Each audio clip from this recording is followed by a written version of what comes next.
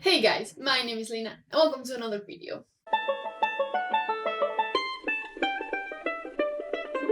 So I know that this is pretty late, but I wanted to do like a mini wrap up for some of the books that I read on, was it June? Yeah, I think so. Yeah, I'm still participating on the Read the Olympics readathon, so I won't include every single book that I read last month on here, but I wanted to actually do a bit of a review of those that weren't included on the readathon. So let's just get started. I actually managed to read 6 books. Was it 6? Yeah, I don't own 4 of them physically, which kind of makes me proud. But at the same time, I wish that I owned them. But yeah, let's just get started, okay? So the first book that I have here is White Fragility by Robin DiAngelo. This was part of the Blackout Readathon. Is that what it was called? This book was incredible. I mean, it just hits in the right places. This is basically a book about racism, but it's made towards white people, okay? And it blew my mind. I wasn't aware of how many actual consequences just little action have. So it was mind-blowing. I mean, I can't really say much. There's this part, I've talked about this before actually, and it's all about color blindness and using that to actually justify everything, and my mind was just like, oh my god, I was just so blind. I can't even articulate it well because it was just really mind-blowing. It was incredible. I'm actually really looking forward to get a copy of this book and the next one, because I really think that actually everyone should read this book. It was just like, whoa. Then also, as part of the readathon, I read White Rage by Carol Anderson. Yeah, I'm just like so slow today. But yeah, this was another one for the readathon, and again, so many things that I don't know. I mean, I live in Europe, we are not taught nothing like this. It's just basically the history of Black people in America, and there is literally so much that I had no idea about. It's really, again, mind-blowing, the fact that these things are not known, like common culture. I don't know. I was which is, I'm going to say a pretty weird thing, but I was more educated by Watchmen, the TV show, than from all the years in school, which is again a bit stupid. But yeah, this was insane. There were some things here that were so hard to read, and I mean, incredible. If you have the chance, please read this one. It's just, there's so many things that we don't know. It's pretty insane. I mean, it's completely insane. I gave both of these books 5 stars. Incredible. It's pretty hard to actually rate non-fiction books, but at the same time, I will say that White Rage feels more like textbook, more than just like a novel, because it's just fact after fact after fact, and that can be a bit much sometimes, so you might need some rest. But again, fantastic books, both of them. Then I jump into some fantasy because I needed it. I definitely needed it. The first book that I read was Reborn Apolcaypse by L.M. Kerr. I always said it backwards for some reason.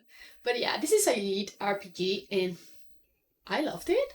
It was just so good. I mean, I saw some reviews before reading it that were just like, oh, the writing style is just so poor. And for me, it's completely okay. It just goes straight to the point and doesn't need like flourishes or anything like that. So I was fairly okay with it.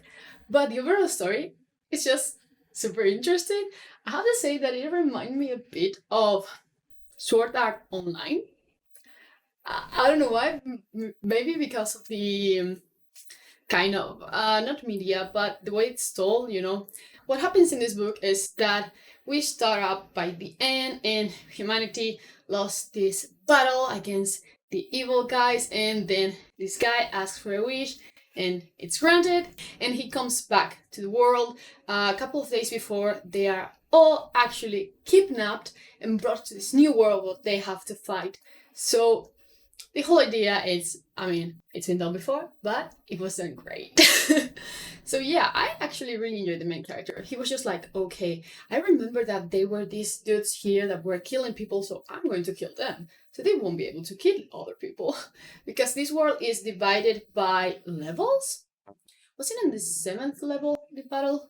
I don't really remember. It's been a while since I read it. I read it in 2 or 3 days. It was really good. And the audiobook is fantastic. And I don't own it because there's no physical copy of it, which makes me really insane, but we'll go with it. Yeah, overall this was really good. I'm actually about to read the second one this month on the last 15 days. Well, no, 11 days of the month. I think it was 11 days. I don't remember. But yeah, overall fantastic. I love the elements of video games in there because, you know, you need to upgrade your stats and you buy guns and weapons and upgrades on the store, and it's just so good. But yeah, I get that it might not be for everyone because he's just constantly telling us how he's upgrading himself and his stats are going higher. So might not be for everyone. Completely made it for me. Total 4 stars. Loved it. Definitely continue with the series. And I really can't wait to read more about it. I actually think that we have the 3rd book out also, but I'm listening to them as audiobooks. The audiobooks are amazing, so highly recommend it. Then another book that doesn't exist on physical form is 10 Easy Steps to Defeat a Demon King by Andrew Rowe. You know that I love Andrew Rowe. I love him so much. And he came out with this audiobook, which is super short, and that's my major complaint because overall it was so fun. Can we just have more light books, please? You know, I mean, you know that I love my grimdark fantasy, but at the same time, sometimes I just want to read something light and funny and just have a good time. Can we have more, please? But yeah, this is heavily inspired by video games. Again, this is another lit RPG, and it's mostly inspired by Zelda and Dragon Quest and stuff like that, and it was so good. But yeah, we follow our main protagonist, and she is decided to basically become a hero.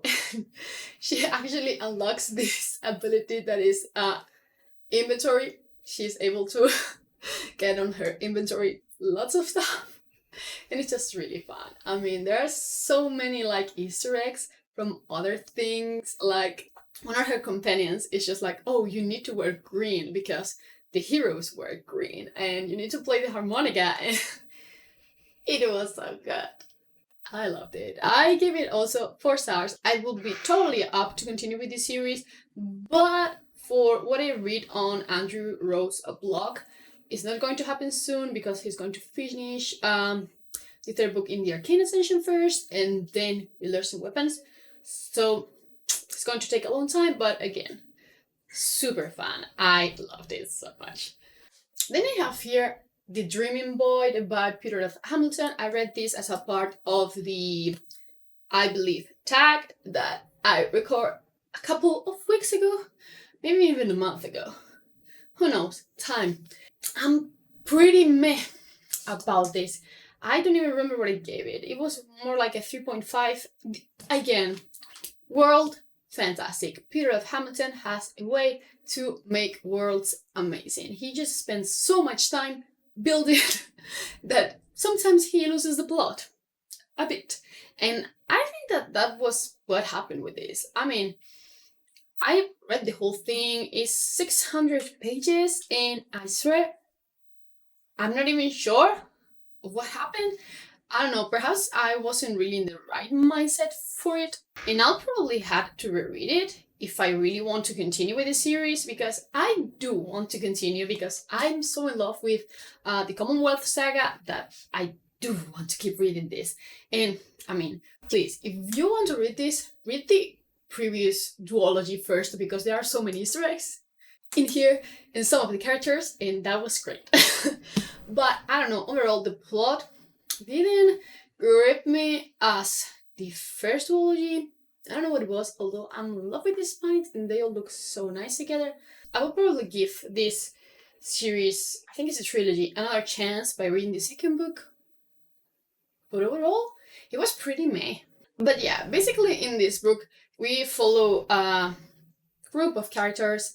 Some people are having like these dreams, and they are basically forming like a religion around this.